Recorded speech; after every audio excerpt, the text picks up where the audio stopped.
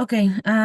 Well, I'm very excited for being here, and it has been very long time that I don't speak English, so I hope this just comes naturally. Um, well, I'm going to talk about history as philosophy and how philosophy and specific like feminism is going back to gender patriarchy in the context of Islamic studies. So, uh, okay. Mhm. Um, the intellectual and spiritual contributions of women in classic Islam present a profound challenge to modern scholarship. Rooted deeply in the nature of historical representation and religious interpretation itself, um, traditional medieval Islamic discourse utilized history primarily to furnish exemplar and archetypes, reducing complex past events to privileged providential moments intended to reenact. Um, the approach inherently prioritizes the male gaze and agency, establishing a historical paradigm that subsequently justified patriarchal structures. In stark contrast, critical methodologies, particularly those developed within feminist history, interrogate these traditional narratives by treating histories not as objective records, but as rhetorical constructs. The perspective highlights the interpretive and subjective nature of historical representation, thereby fundamentally criticizing the male-centered narratives and authorship that have dominated the classical Islamic canon. The pursuit of recovering women's historical contributions is therefore intrinsically linked to addressing the epistemological significance of inaccurate or highly idealized reconstructions of classical Islam. Scholastic analysis reveal that a pervasive romantic approach often characterizes the study of early Islamic history, showing Islam as emerging abruptly, often without adequate historical context, followed by an inevitable decline. And this methodology facilitates a culturalist determinism that seeks to identify an unchanging essence or monolithic doctrinal basis, fostering a timeless myth that fundamentally disregards historical context. And this idealization, exemplifies by the historical marginalization of women and other marginalized groups, constitutes an ideological construct designed to distort um, genuine understanding and uphold patriarchy hegemony. And what I'm discussing here will be that in Islamic studies, we often forgot that also the way we are studying Islamic history is going to create genderized bodies. And that's really important for feminist studies. Going to the next one. The Quran as a, I'm going to open this a little bit more.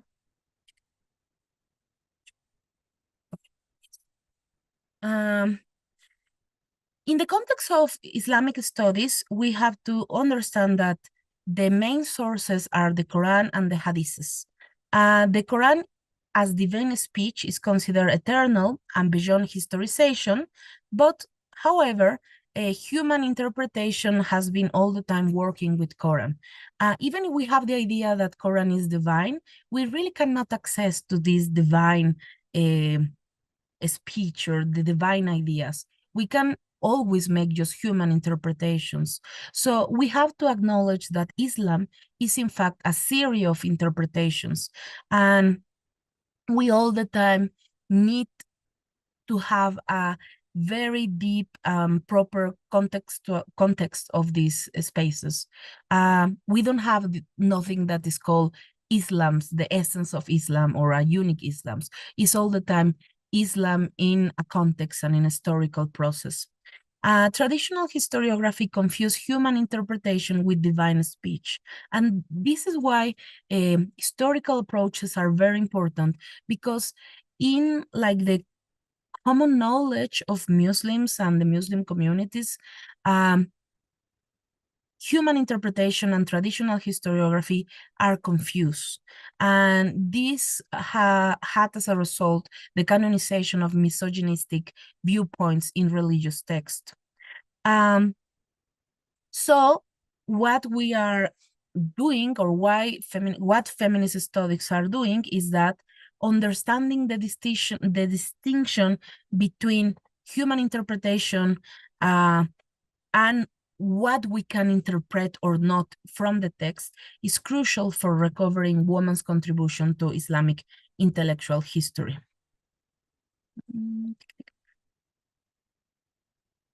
Okay.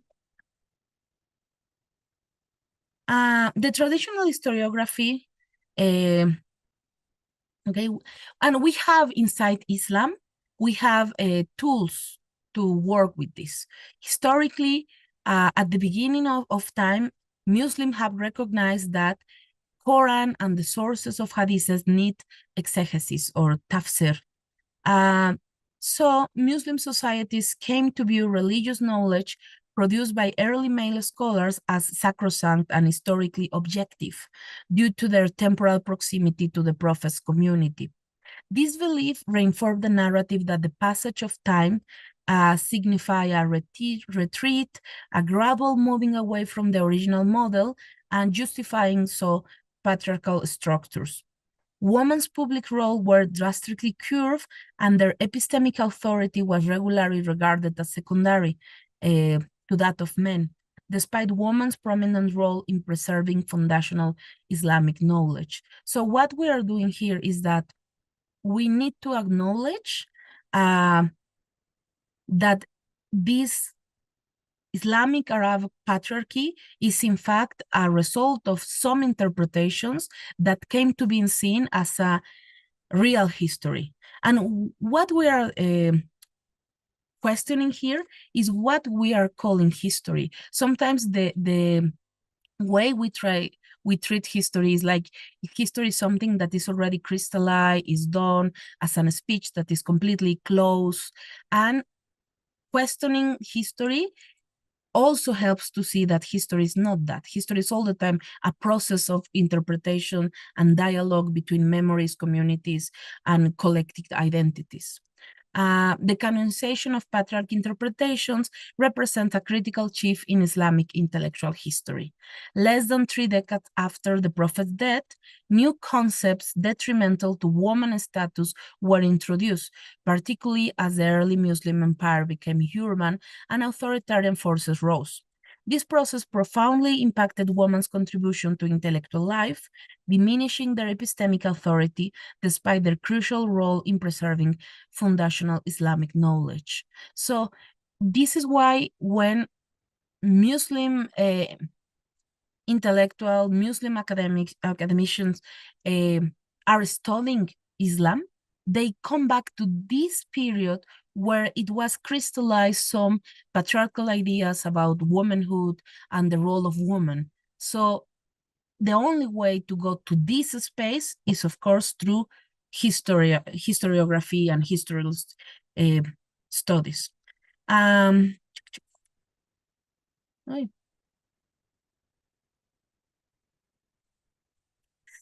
I have chosen a little example because I think that as we discussed like last week in the conference we have here in Mexico, some of the way that Islamic historiography is working is with example. They choose some example, and the interpretation of this example has like a political link. And in the example I have chosen is Aisha bint Abi Bakr, was one of the most important prophets of, was one of the most important wife of Prophet Muhammad. And she had made significant intellectual contributions. She's an example of how early women rights activists advocate for women participation in religious and social life. She was a significant interpreter of rebel sources, engaging in active debates with companions in matter of ijtihad. Ijtihad is an interpretative strategy. Is a way to interpret Quran and hadiths. And from this interpretation, this effort of interpretation, ijtihad comes from the root effort. We can have laws and some other canonical knowledge. She had a crucial role in preservation and transference of knowledge. She is known for transmit like 15% of the hadiths. That is like huge. And contemporary Muslim women scholars seek to retrieve her prophetic legacy as a model for engaging hadith holistically. And Aisha is relevant because she had a very important role, a very active role. She was a transfer of knowledge. And what the Muslim feminists nowadays are doing with Aisha is going back to the historical figure and trying to understand how she was interpreted like in patriarchal in a patriarchal way, and how we can go back to this example and depatriarchalize the figure of Aisha, who, by the way, is also very controversial in Occident for several reasons that I won't discuss here. But so Aisha legacy has been damaged by some political manipulation. Contemporary Muslim women scholars like Zainab Alwani seek to retrieve Aisha's prophecy, highlighting her methodological contributions as a model for engaging hadith. They use her life to combat misogynistic attitudes propagated by some of her contemporaries, emphasizing her role as a significant interpreter of revealed sources.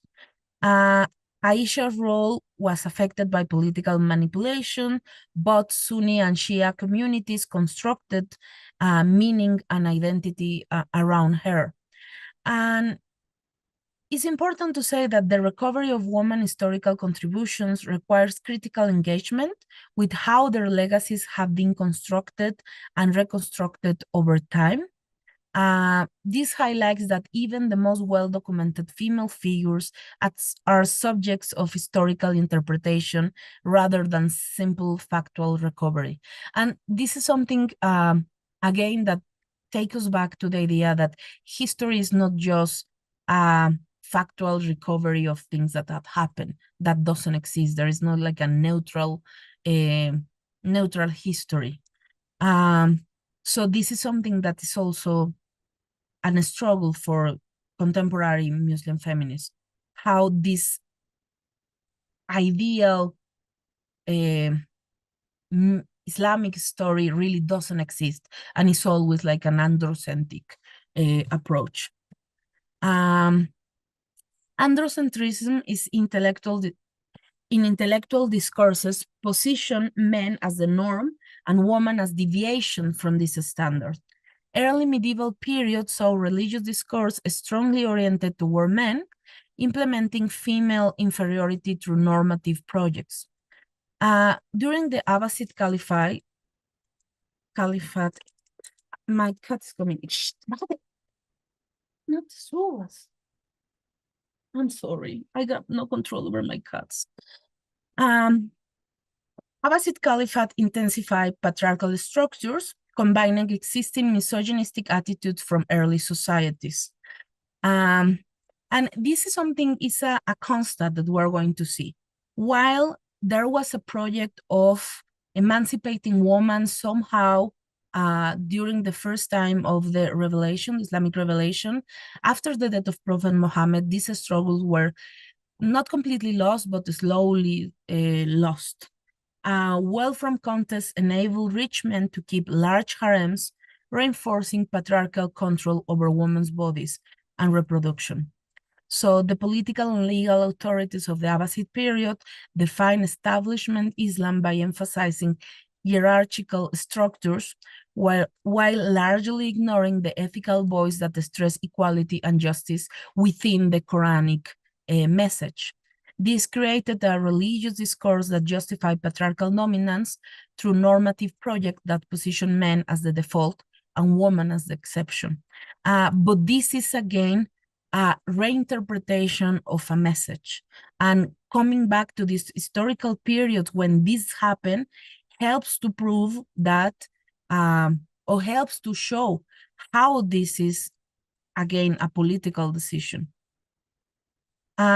Medieval Islamic society became patriarchal to a far higher degree than the early Islamic community in Mecca and Medina. So that is again an example why these Muslim feminists are going back to this early Islamic community in Mecca and Medina, because the practices, the societal practices of that time were way less patriarchal than what we're going to have in Islamic societies over the time.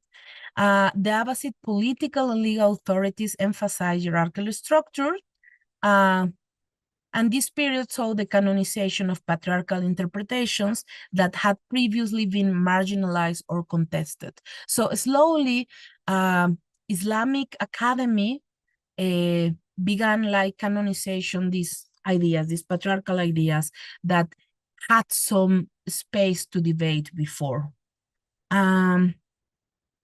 Okay.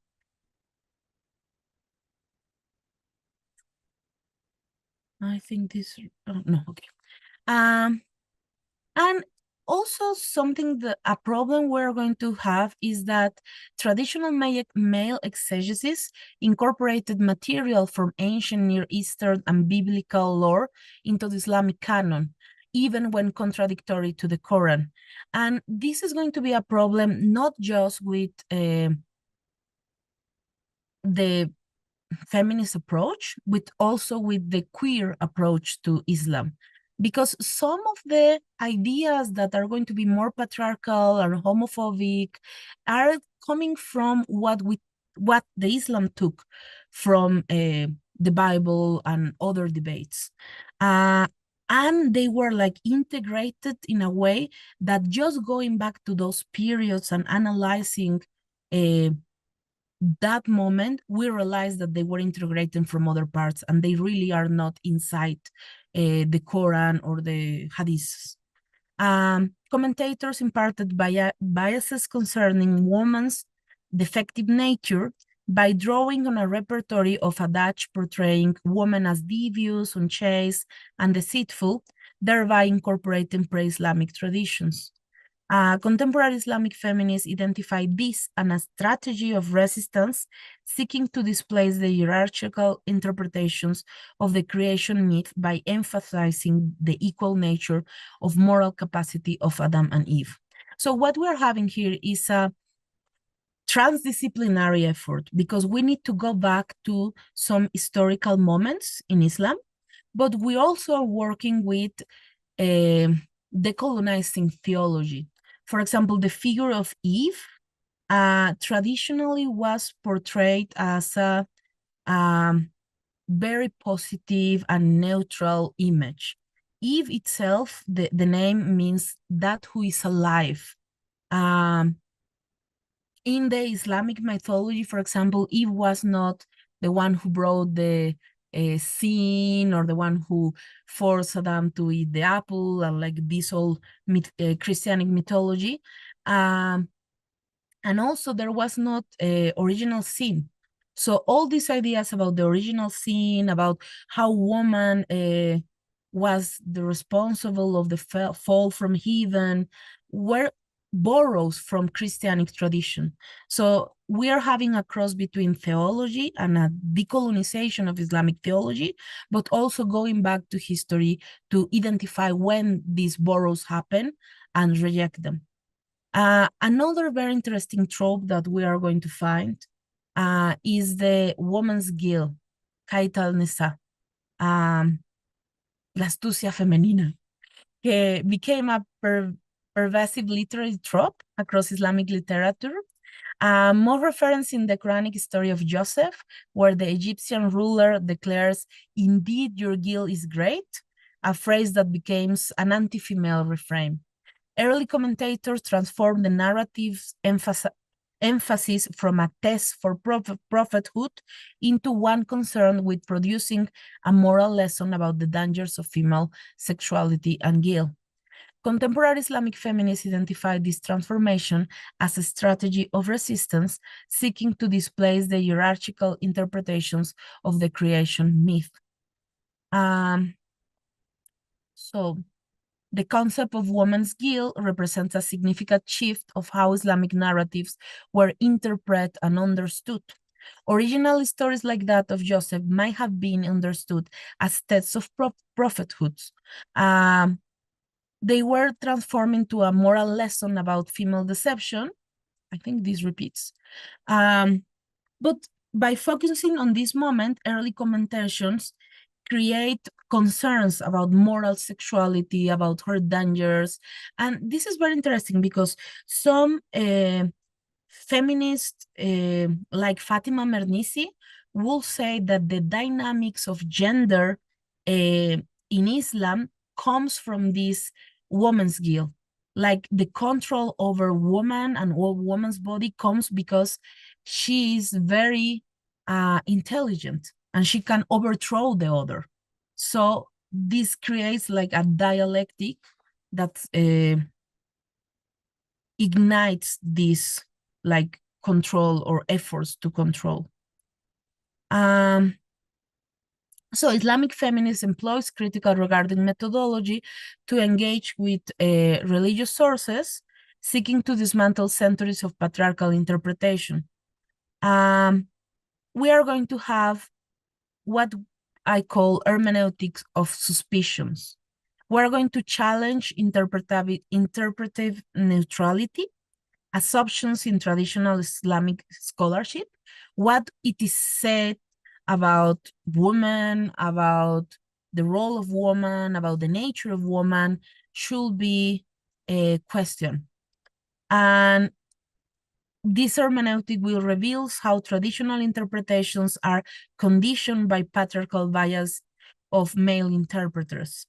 We're going to have also critiques of traditional disciplines, and we're going to seek the position and the knowledge and the epistemic agency of women at the time. And that exists, is just like it's invisible, like it hasn't been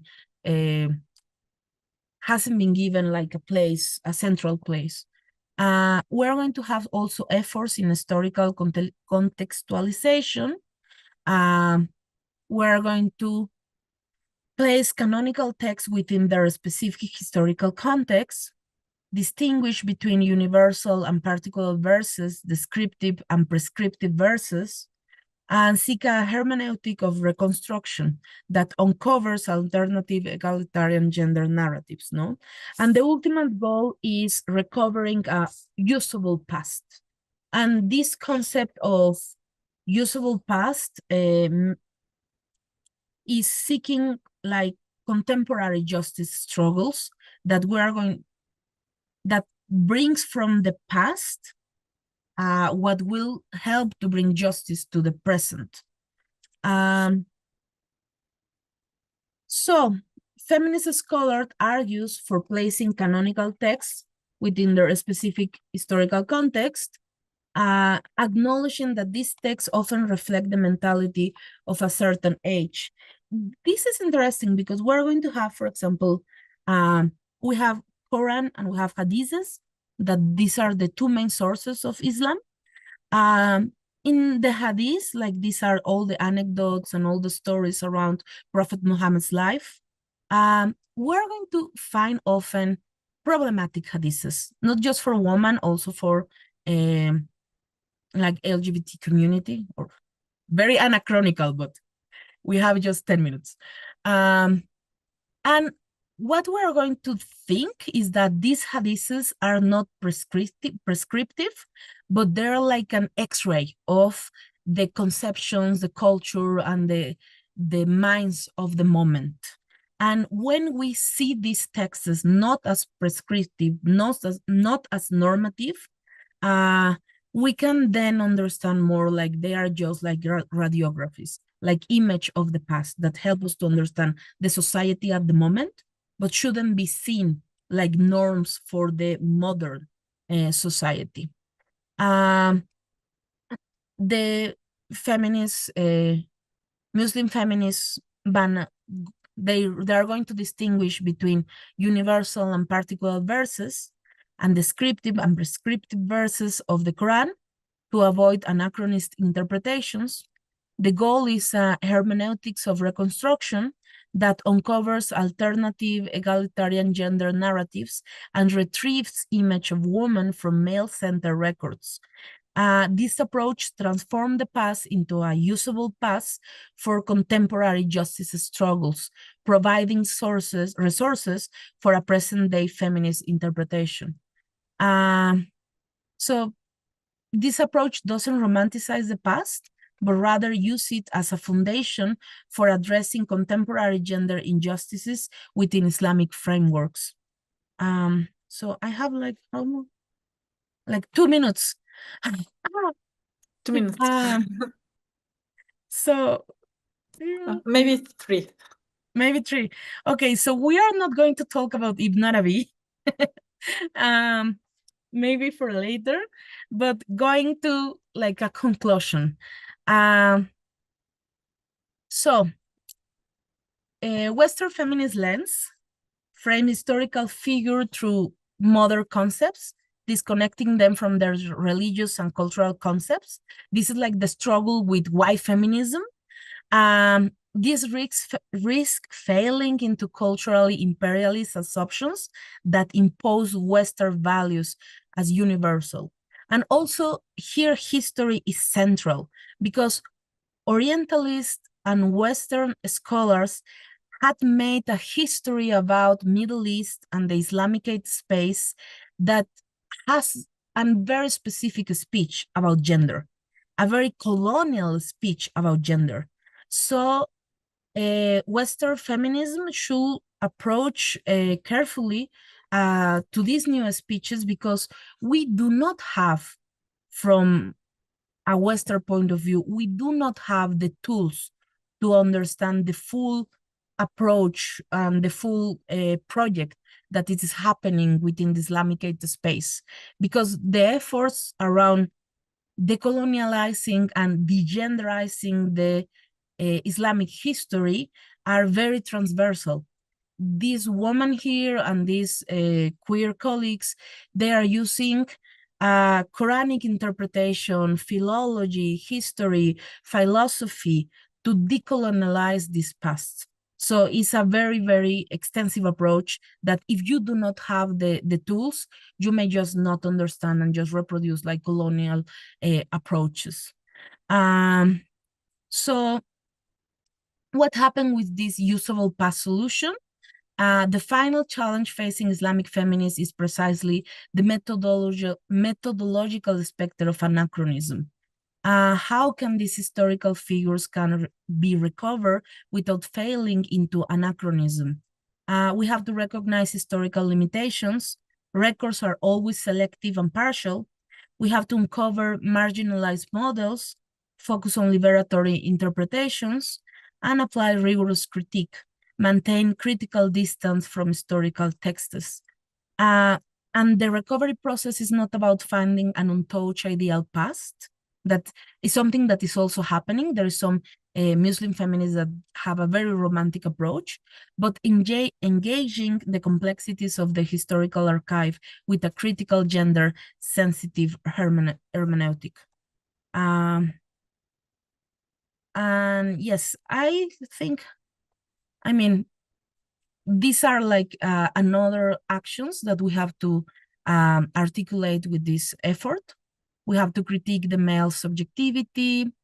We have to highlight voices of dissent. This is very important, for example, for queer studies in Islam. And we have to have gender-sensitive hermeneutics. And also, this also means trying to understand how gender articulates in different ways outside a Western idea of gender. And I think that's all. yeah, I think 1 minute more. Thank you so much. Okay, thank you. Thank you, Hanik, for your wonderful talk. I enjoy it very much. So we have some minutes for questions. Maria and then Natalia. Thank you for your talk. I was wondering about how can we avoid, in many of these cases, to only focus on the gender as the main element to be reconstructed or to be taken into account when reconstructing. Because something that you were mentioning when you were talking about Eve is that there is a lot of input that we have through colonization or to the Western traditions that has filtered like our methodology in order to interpret things that shouldn't be interpreted in those lights. And so what I was thinking is more general. If we are talking about how to use history and philosophy, there is a lot of research about how to reconstruct the feminist side or the feminist figures, over how to try to be more fair towards uh, female characters along history. But there are also other elements that might be opaqued by focusing only on the gender issue. So maybe we want to reconstruct, as Evelyn was saying in her talk, maybe we want to reconstruct other ways to identify rationality. And this might not be related to gender. And so if I focus on gender issues, I might distort what I am trying to reconstruct. So how can we be fair at identifying the methodologies to reconstruct this abuse or these voices that have been silenced for so long and not be distracted by other ways or other voices that might not be so relevant for these particular stories? Do you have any hints? Do you have any suggestions? Do you think this is problematic? But thank you for your talk. It was very illuminating. Should I listen all the questions and then answer, or how? Yes, if you want, you can answer, and then we take the next question. Okay. I have no answer. I mean, my concern is gender because I am doing a PhD about gender studies. So that's why I have focused on that. But I understand your question. And to be honest, the longest I studied this subject about gender outside Western academy, I think more that gender is not useful. Like, of course, it is very interesting the way that articulates some kind of patriarchy outside Western societies, but yes, we have other articulations. We have other things that create like important intersections. But to be honest, I haven't thought deeply about that. I think it should be possible.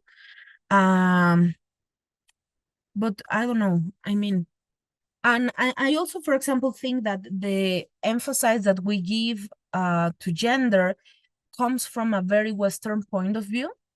When I study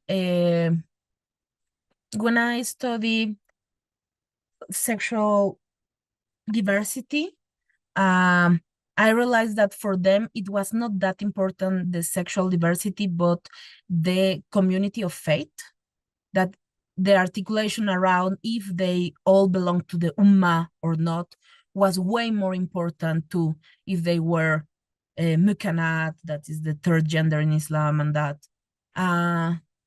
So I really don't have an answer, but I think it's something to be taught. And I think it's something like try to understand, not to put this anachronism also about gender that like take us out the way. But coming from a gender studies PhD is kind of hard, but I don't know, I didn't answer, I'm sorry. No, but thank you very much. And thank you for your talk. Yeah, thank you. Natalia? Yes. Hi, Yannick. I hope it's pronounced that way. Sorry if not. It was such a great talk. I just wanted to let you know that the philosopher I'm working on, Louise Dupin, so she's an author from the first half of the 18th century. She has she analyzes actually Islamic culture, and she talks about Aisha. I don't know, maybe this is interesting to you. So she wrote this massive, very extensive treatise on women, on women's history, trying to debunk the idea that women are inferior. So she looks for historical examples of this, and she really analyzes this across many, many cultures. And she has like a part of her work where she talks about Islam, and she talks about Muhammad's wives, and one of them is Aisha. And she says she was very respected, and I think she even says that she waged war on her political enemies. Yes, the Battle of the Camel. Yeah, so I mean, I thought kind of random bet. I thought maybe um, it would be interesting to you. I mean, you can accuse Dupin of Louise Dupin. Louise Dupin, yes. Mm. I'm going to talk about her in my talk Super. tomorrow.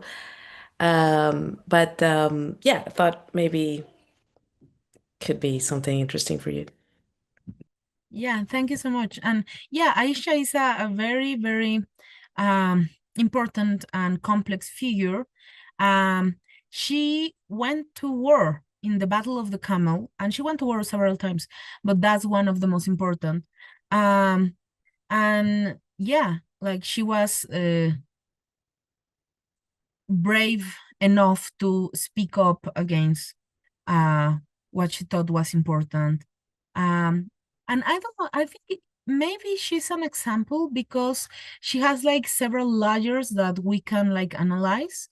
She had like this very intimate, close layer, layer, with Prophet Muhammad, for example, and we can know that she was like very cocky and naughty, and she made jokes, but those things are really important when Islamic societies had become very, very conservative, very patriarchal, very hierarchical, and knowing that the first wife, or not the first, one of the most important wife of Prophet Muhammad make him jokes and told him back and tease him off like very often, and we have historical anecdotes about that, is more important one that we think, because it's a way of deconstructing also very like rigid relations, and like thinking relations between genders in a more like ludic setup. And we have this, like the intimate version. We have also, she was a scholar. She was the most important interpreter of Quran after Prophet Muhammad dead. So in some way, she was also like a theologist, and she was also like a fiqh jurist, because she created a lot of the laws in the first moment. And so it's a very central character that was like forgot, or was like interpreted in a way that it was at some point just thought as the wife of the prophet, and not in this complex lawyer that we have. So yes, she's like very relevant. And in Western societies have this concern, because there are some debates about the age she married. There's a lot of ideas that she married at 6 years old, but if you read like through the text about the time, it's probably she married at 18 years old, but there was this idea of changing the age younger and younger, so to emphasize the purity of her. So if you go through the canon, you realize that there are texts that saying, okay, she married 10, 11, ta, ta, ta. The most you go into the past, you realize probably she married at 18 years old. But this is also an example how patriarchy changed the identity of someone to emphasize the sexual purity that was not important at the time. But this myth about her age and her age of marriage had gotten very important place in the Islamophobic speech nowadays. And the most interesting thing, because we as humans, we are mad, but patriarchy created the idea that Aisha was very young when she married, so she was very pure. Then Western media take this idea with Islamophobic point of view to say, okay, Islam justified child marriage, but then some conservative Islamic communities said, oh yes, she married really age, then let's do it. So this patriarchal thing make all the way around to harm women in all senses. So I think this is also why going back to these historical figures and do historical work is important. All in Western world or in Islamic spaces.